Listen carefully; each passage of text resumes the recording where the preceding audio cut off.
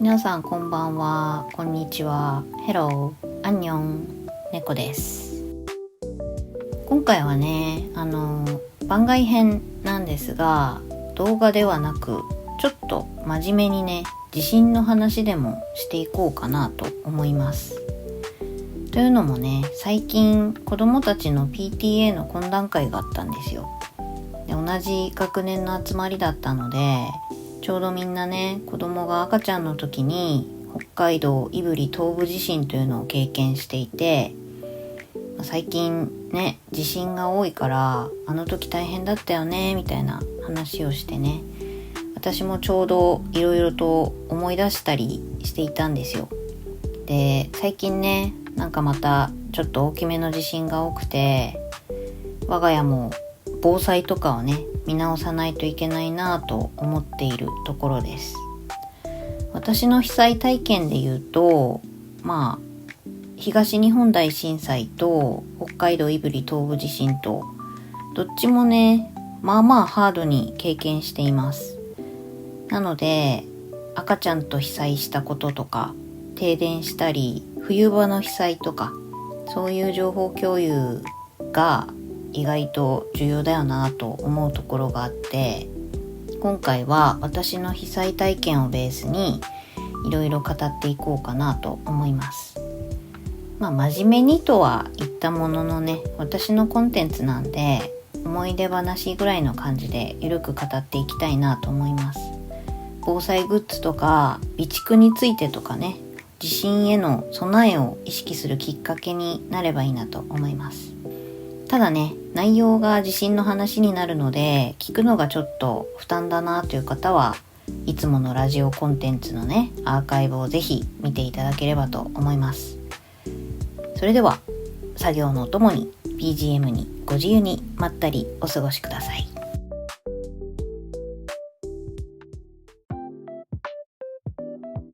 さて、では早速ね、語っていきましょうか。まず私が最初にね、地震の怖さを身をもって体感したのが東日本大震災の時でした。2011年の3月11日なので、私は当時21歳。ちょうどね、大学のある北海道から実家に帰省している時でした。私の実家は東北なんですけど、どちらかというと日本海側で、海からもね、少し離れていた地域でした。津波の被害が甚大だった太平洋側からはね、だいぶ離れてたので、3.11 の時は停電とか物流の停止による二次被害をね、もろに受けたっていう感じです。当時ね、お昼過ぎで、ちょうどね、両親が買い物に出かけていて、実家には私と当時飼っていた猫がね、一緒にいました。で、地震が起こって揺れ始めて、ちょっとね、尋常じゃない揺れだったので、やばいと思ってね、猫を抱えて外に出たんですよ。そしたらね、大きな揺れが始まって間もなくだったので、庭のね、地面がこう波打ってるような感じに見えて、木もものすごい揺れてるし、本当にこう大地が揺れてる感じ。ちょっと今まで経験した地震とは全く違う、何かね、大変なことが起こっているっていう感覚になりましたね。で、実家的にはね、一番大変だったのが停電です。実家は豪雪地帯なので、雪もまだ積もって寒い中、停電でね、ストーブもつかないし、家業がね、電気必須の業種だったので、それでちょっとダメージを受けてしまって、普段機械でやってる作業をね、なんとか手作業でこなすんですけど、腕がね、持ち上がらないくらい動かしてももちろん追いつかないし、そうやって一生懸命やった作業も売れるものにはならないので、その場で全部廃棄するっていう。父はね、なんとか近隣の同業者から発電機を借りてきて、つなぎ作業してたんですけど、そうやってやったものもね、全部捨てないといけないっていう状況だったので、それでね、結構自分的にも精神的ダメージも大きかったし、夜はね暖房が使えないので車で寝泊まりしました。車のテレビで太平洋側のね津波の被害を見て、本当に大変な震災が起きてしまったなと、ものすごいね衝撃でした。結局ね、私の地域は2日半くらいかな、もうちょっと短かったかな、停電が解消されたんですけど、それでもね家業としては大打撃だったし、物流も止まっていたので家業で使う物資も見通しが立たなくて、近隣のね同じ業種の人たちとこう話し合いながらいろいろ物資を確保したりして大変だったんですよ。で実家がね限界集落にあるので、周りは一人暮らしの高齢者が多かったんですよね。だけど雪は積もってるから家にあるブルで少し除雪しに行ったりして、ついでに安否確認したり、ストックしてる食材をね近所の人に分けたりしていました。東北はねやっぱりどうしても仙台がいろんな物流の要になっているので、そこがね機能不全になったことによってガソリンもいつかなくなるんじゃないかみたいな、そういう状況でしたね。北海道の大学に戻るために飛行機に乗らないといけないんですけど、空港まではね車で行かないといけないから、こんな状況でね初老の両親2人を残して貴重なガソリンを消費してね、自分だけ北海道に戻るのかっていうのもあって、大学にちょっと4月まで戻れるか分かんないみたいな電話したりして、やっぱしね停電もそうなんですけど、物流が止まってしまうっていうのが結構大きくて、どうなっちゃうんだろう、どのくらい動けないんだろうっていう先の見えない不安がすごかったですね。結局ね日本の災害への対応っていうのがものすごいスピードなので、ある程度なんとかなるんじゃないっていう感じで、大丈夫だから北海道戻りなさいっていうのを言ってもらって無事帰ってきたんですけど、でもねその時やっぱり自分の中では地震がとても怖いものっていうイメージを持った最初の経験でしたね。もちろん津波の被害とか地震そのものの被害を受けたわけではないので、東日本大震災の中では全然マシな被害状況だったと思います。それでもねこれだけ衝撃と恐怖感、不安感を受けた震災だったので、辛い被害に遭われた方はね本当に大変だったんじゃないかなって思いますね。私もテレビでしか津波の映像は見てなかったんですけど、やっぱりものすごいショックを受けてしまって、震災から数年5年くらいは海の波の映像とかね震災のニュースとか見れなかったんですよ。当時の不安感みたいなのがねこうフラッシュバックしてきてドキドキしてきちゃうので、こうやってね今外に発信できるようになってますけど、やっぱり地震が起こるとね体がキュッてこわばるというか、まだこうトゲみたいに残ってる部分なのかなっていうのは思います。でもねそんな衝撃的な震災を経験しても、人間ってねどうしても時間とともに意識がね薄れていっちゃうんですよ。私も 3.11 の後しばらくは地震に警戒していたんですけど、やっぱりだんだん防災意識というのは薄れていってしまっていました。そして北海道胆振東部地震を震度5強という強さで経験します。当時ね長女を出産してまだ1ヶ月半くらいで、メンタルも体もまだボロボロの時期だったので本当に怖かったんですよ。東日本大震災は二次被害という感じだったので、恐怖っていうよりも不安とかそっちの負荷が大きかったんですけど、胆振東部地震に関しては地震そのものの恐ろしさがすごくて、深夜ね2時とか3時だったと思うんですけど、やっとね長女の授乳も終わって自分もさあ寝ようかなみたいなところでね、ちょっとカタカタカタって揺れ始めて、いつもね軽い揺れだとドアがねこうカタカタってするくらいだったんですけど、その時はカタカタって言ったと思ったらもうガンガンガンガンガンっていうすごい横揺れに変わってしまって、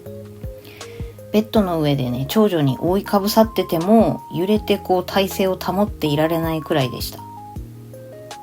当時ね3階建ての物件に住んでいたので、上の階がねそのまま自分たちのところに落ちてくる、崩壊するっていう恐怖感がすごくて、棚の本とかね CD とか食器棚の皿とかね全部落ちて、床も破片だらけみたいな、ガシャンパリーンみたいな中で自分も悲鳴を上げてたし、他の部屋からもね悲鳴が聞こえるみたいな。で停電も本当に揺れ始めて突然ブツンみたいな感じだったから真っ暗で、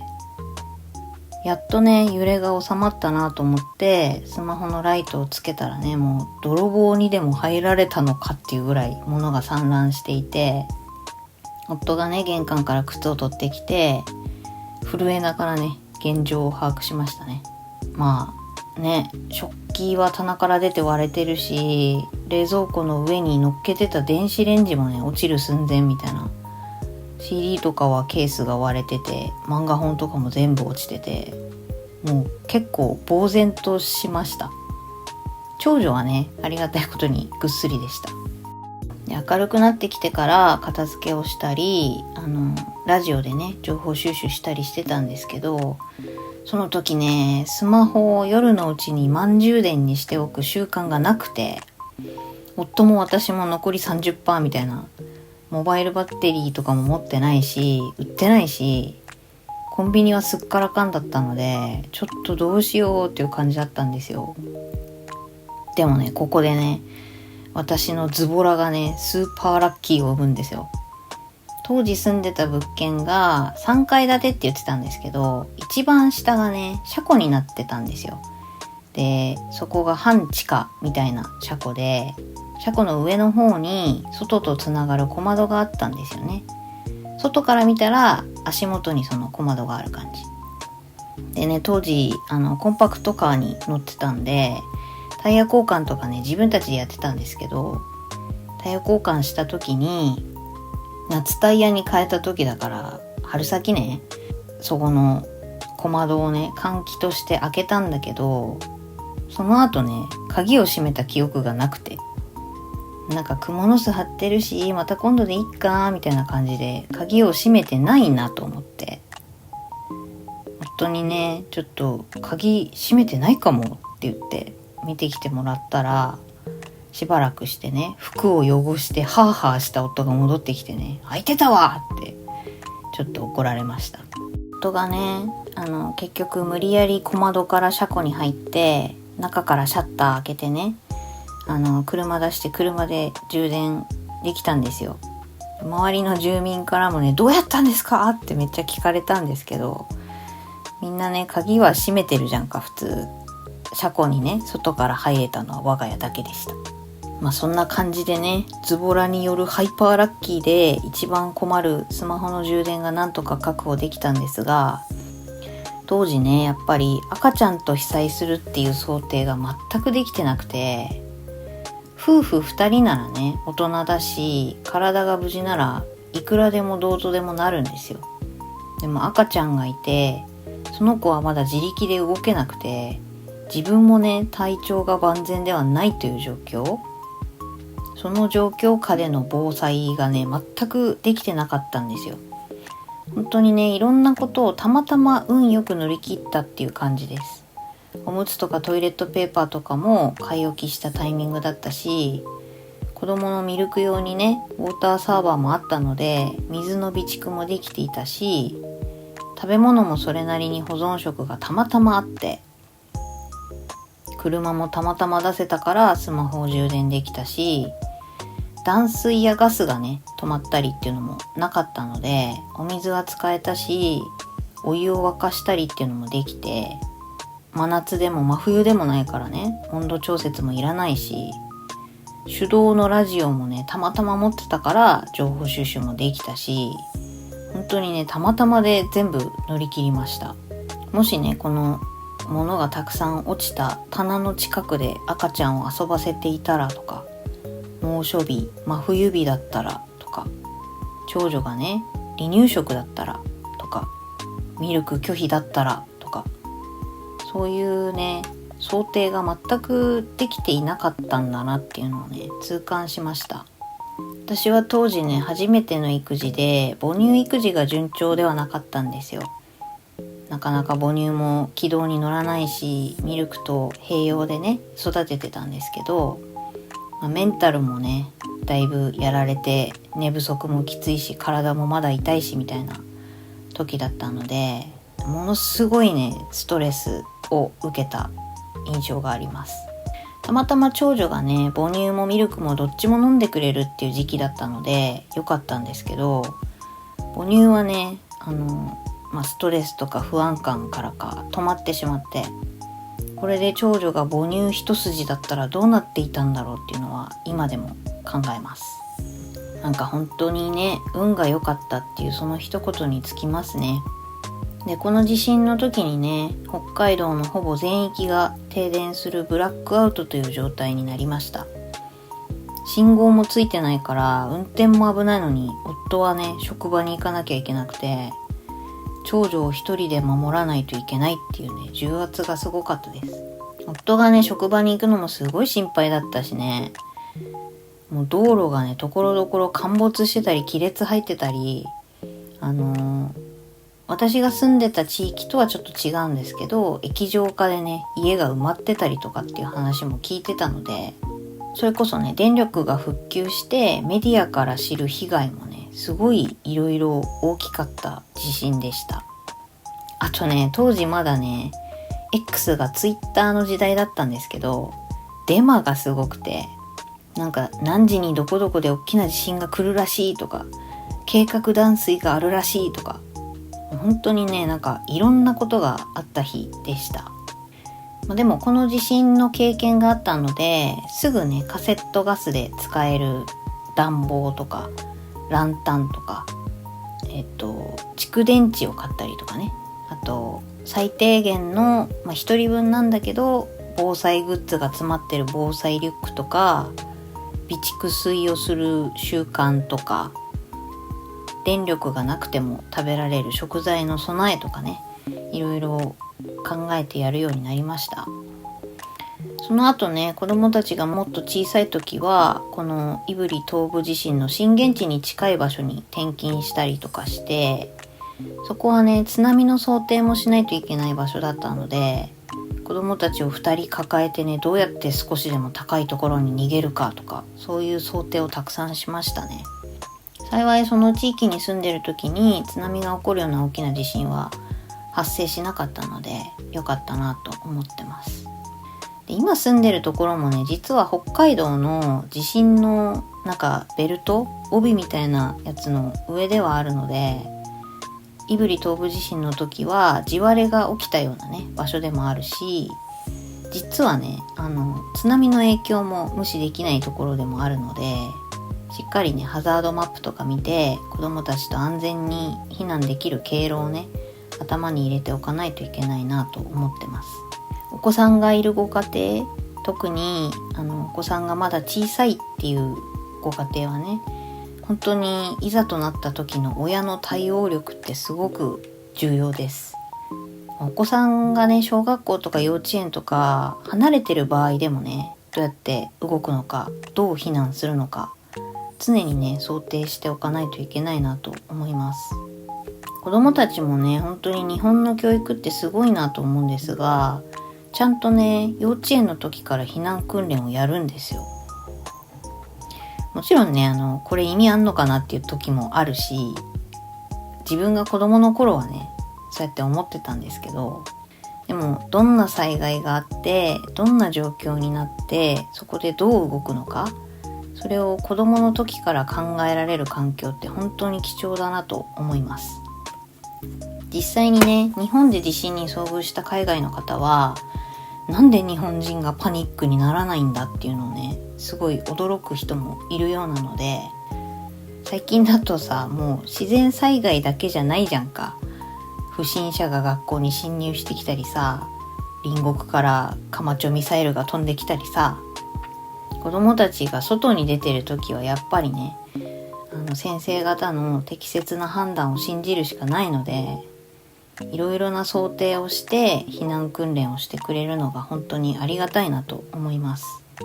子どもたちからもね、そんな想定で避難訓練したんだみたいな話とか、私も知らないね気をつけるポイントみたいなのを聞いて、気持ちを備えるだけでも変わるんだろうなっていうのを感じますね。で、みんなね SNS とかでも見るんですけど、備蓄に関してはね正直キリがないです。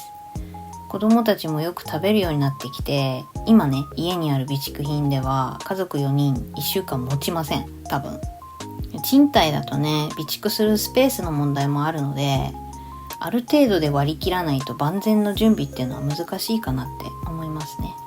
それでもね、やっぱり北海道は最低限冬場に被災した場合でもなんとかできるくらいの用意をしておかないといけないと思うので、雪国に住んでいる方はね、ぜひ冬場の防災という視点も忘れないでほしいなと思います。あとね、独り身でね、若い人はね、どうしてもなんとかなるっしょっていう意識が強いので、あんまりね、普段から防災の意識を持っていないかなって思います。自分もそうでした。ただね、頭にね、物が落ちてくるインテリアの配置にしないとか、なんかあった時に避難する場所を確認しておくとか、災害が起こった時にどう動くのか、それを考えておくだけでも変わってくるのかなと思うので、ぜひね、今一度災害で自分が被害を受けるようなことがあった時にどう動くのか考えてみていただければなと思います。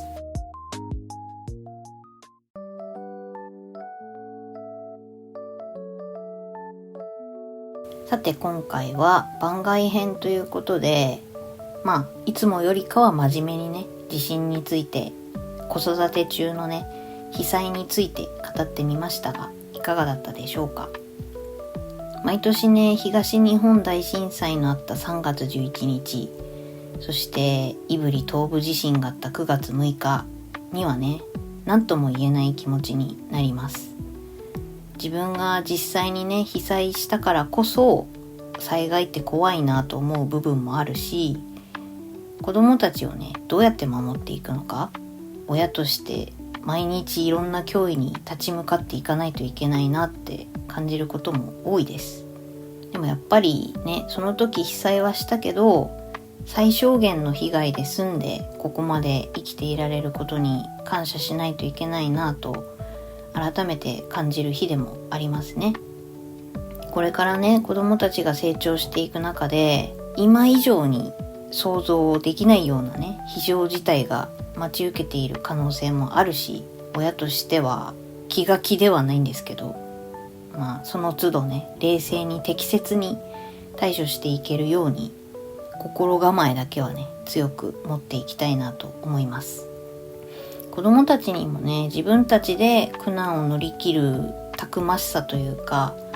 どうしたら今のこの苦境をね、乗り越えられるのかっていうのを自分で考えていけるように導いていかないといけないなと思いますね。今回のこの独り言ラジオが皆さんの防災について考えるきっかけになれば幸いです。ということで、見習い主婦ブロガーの独り言ラジオ番外編、震災について考えるでした。したっけねー。